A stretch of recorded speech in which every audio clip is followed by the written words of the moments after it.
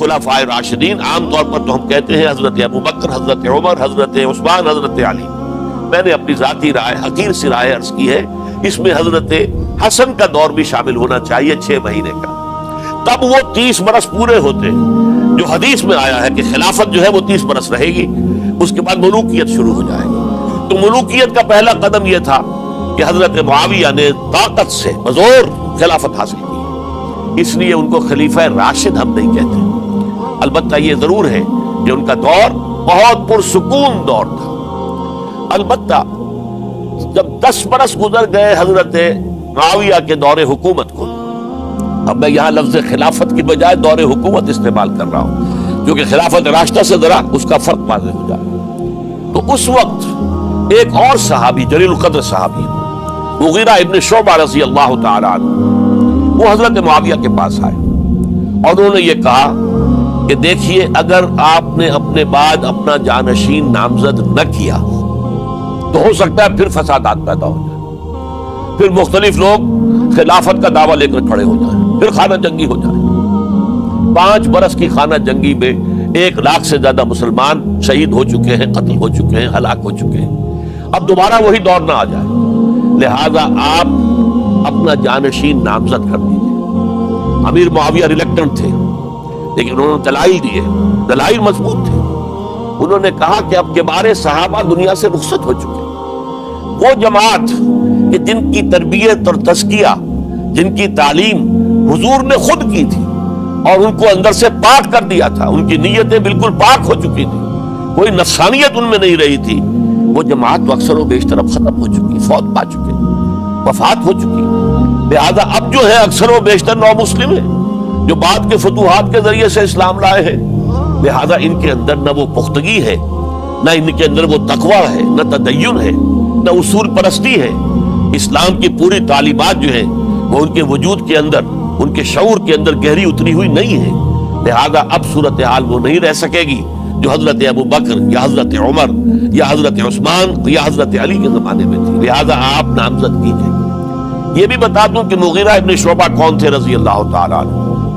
Number 1 یہ کہ یہ اصحاب شجرہ میں شامل ہیں، جن 1400 یا 1800 افراد نے حضور سے بیعت کی تھی صلح حدیبیہ سے متصلا قبل، اس درخت کے نیچے بیٹھ کر جس کے بارے میں سورہ فتح میں فرمایا گیا کہ لقد رضی اللہ عن المؤمنین اذ یبایعونک تحت الشجرہ. اللہ ان تمام اہل ایمان سے راضی ہو گیا جو ہے نبی صلی اللہ علیہ وسلم آپ کے دست مبارک پر بیعت کر رہے تھے اس درخت کے نیچے، ان میں سے موجود، ان میں یہ مغیرہ ابن شعبہ ہے.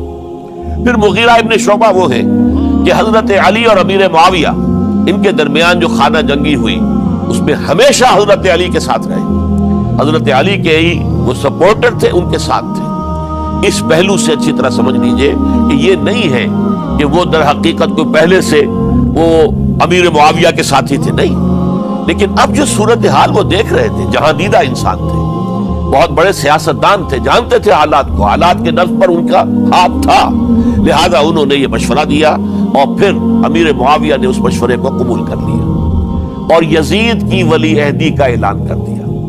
یہ بالکل مڈل ہے حضرت امیر معاویہ کے دور خلافت کا درمیان.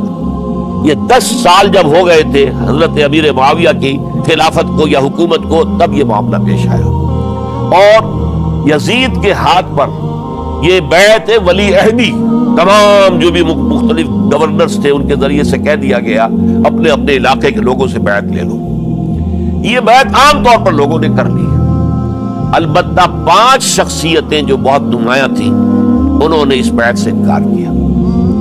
ان میں کون تھے ذرا نوٹ کیجئے. حضرت ابو بکر فوت ہو چکے، ان کے بیٹے عبد الرحمن ابن ابی بکر. حضرت عمر فوت ہو چکے، ان کے بیٹے عبداللہ ابن عمر. حضرت زبیر فوت ہو چکے، ان کے بیٹے عبداللہ ابن زبیر. حضرت عباس فوت ہو چکے، ان کے بیٹے عبداللہ ابن عباس. حضرت علی شہید ہو چکے، ان کے بیٹے حسین ابن علی رضی اللہ تعالی عنہم اجمعین. یہ 5 جو امت کے بہت بڑے 5 افراد کے گویا کے وہ چشم و چراغ تھے ان گھرانوں کے، انہوں نے انکار کیا. اور ان میں خاص طور پر عبد الرحمن ابن ابی بکر نے یہ جملہ کہا کہ تم چاہتے ہو کہ قیصر و کسریٰ کی سنت پر عمل کرو کہ باپ کے بعد بیٹا حاکم بن جائے. یعنی ایک قدم تو خلافت کا نظام پہلے ہی نیچے اتر چکا. مشاورت سے تو حضرت امیر معاویہ کا بھی جو نسب ہوا ہے وہ مشاورت سے نہیں ہوا. ایک درجے میں وہ جو اللہ تعالیٰ کے رسول نے عمارت بنائی تھی شاندار، اس خلافت کا جو سیاسی نظام تھا، اس میں ایک تو کڑی آ چکی زوال کی کہ ایک شخص نے طاقت کے ذریعے سے خلافت حاصل کر لی. اب اس کی اگلی کڑی لانا چاہتے ہو کہ کیسر و کسرا کے طریقے سے خاندان کے اندر، ایک قبیلے کے اندر یہ خلافت جو ہے یا حکومت جو ہے نسل بعد نسل، باپ کے بعد بیٹا اور بیٹے کے بعد پوتا، اس کو ہم کبھی گوارا نہیں کریں گے. حضرت امیر معاویہ بہت دانشمند انسان تھے. انہوں نے ان پانچوں حضرات پر کوئی تشدد نہیں کیا، کوئی جبر نہیں کیا، بلکہ رہنے دیا. ٹھیک ہے، یہ بیعت نہیں کر رہے، ابھی تو بیعت ولی عہدی ہے، کوئی حرج نہیں. لہذا کوئی جھگڑا، کوئی اس وجہ سے کوئی فساد، اس بنا پر کوئی جنگ نہیں ہوئی. 10 سال گزر گئے، یعنی 10 سال تک یزید ولی عہد رہا ہے. 10 سال تک. اور اس سوائے ان 5 بڑی شخصیتوں کے جو پوری امت تھی، عوام الناس تھے، ان سب نے اسے قبول کیا. یہ صورتحال اب جب پیدا ہوئی جب حضرت امیر معاویہ کا انتقال ہو گیا، یہ سن 60 ہجری ہے. اب سوال پیدا ہوا کہ وہ ولی عہدی کی بیعت اب بیعت خلافت میں منتقل ہو جائے گی. لہذا پھر یہ ہوا کہ سب لوگوں سے، سب گورنروں کو لکھ دیا گیا تمام صوبوں کے اندر کہ اپنے اپنے لوگوں سے بیعت لے لو. ظاہر بات ہے کہ وہاں کوئی ریفرنڈم نہیں ہوتا تھا، کوئی ووٹ نہیں ہوتے تھے کہ اس کی پرچیاں ڈالی جا رہی ہوں، ایک شخص سے رائے لینا نہیں ہوتی تھی، بلکہ اس وقت کی جمہوریت یہ تھی اور شورائیت یہ تھی کہ ڈفرنٹ کلینز ہیں، ڈفرنٹ فیملیز ہیں، ڈفرنٹ ٹرائبز ہیں، ان کے سردار، ان کے بڑے لوگ، ان کے اہم لوگ بیعت کر لیں تو گویا کہ سب کی بیعت ہو گئی. وہ ایک قبائلی نظام تھا اور اس میں یہ نہیں تھا نظام کے ووٹ بنے ہوئے ہوں اور اس کی پرچیاں ڈالی جا رہی ہوں. تو تمام عالم اسلام نے گویا کہ بیعت قبول کر لی اب یزید کی بحیثیت خلیفہ. اب وہ جو 5 آدمی تھے ان میں سے ایک فوت ہو چکے تھے، حضرت عبد الرحمن ابن ابی بکر رضی اللہ تعالی عنہما، دونوں فوت ہو گئے، لیکن باقی 4 رہ گئے. ان 4 کو نوٹ کیجئے، اور یہ بڑا سینسٹیو ایشو ہے جس پر میں اب گفتگو کر رہا ہوں. ان 4 میں کون ہے؟ عبداللہ ابن عباس، عمر میں سب سے بڑے وہ ہیں، اور ان کی شان یہ ہے کہ انہیں حبر الامہ کہا گیا ہے، امت کے سب سے بڑے عالم، اور قرآن مجید کے وہ سب سے پہلے مفسر ہیں. اصل جو جتنی بھی تفسیری روایات ہمیں ملتی ہیں حضرت عبداللہ ابن عباس کے شاگردوں سے، تابعین سے، لہذا ان کا بہت اونچا مقام ہے. حضرت عبداللہ ابن عمر، ان کا مقام بھی آپ کو معلوم ہے، حدیثوں کی کتنی بڑی تعداد ہے جو عبداللہ ابن عمر سے مروی ہے، اور اس کو سلسلۃ الذہب کی پہلی کڑی کہا جاتا ہے. روایت حدیث میں جو سنہری زنجیر ہے اس کا آغاز حضرت عبداللہ ابن عمر ہے. ایک طرف یہ دونوں ہو گئے، ان دونوں کی رائے کیا ہوئی؟ اگرچہ کام غلط ہوا ہے، یہ اس طریقے سے قیصر و کسریٰ کی روایت پر عمل کرنا غلط ہے، لیکن یہ اتنی بڑی غلطی نہیں ہے کہ اس کی وجہ سے باہمی جنگ و جدال ہو، خوریزی ہو، ایک دوسرے کی گردنیں کاٹی جائیں اور فتنہ و فساد پیدا کر دیا جائے. لہذا انہوں نے یزید کی بیعت کر لی.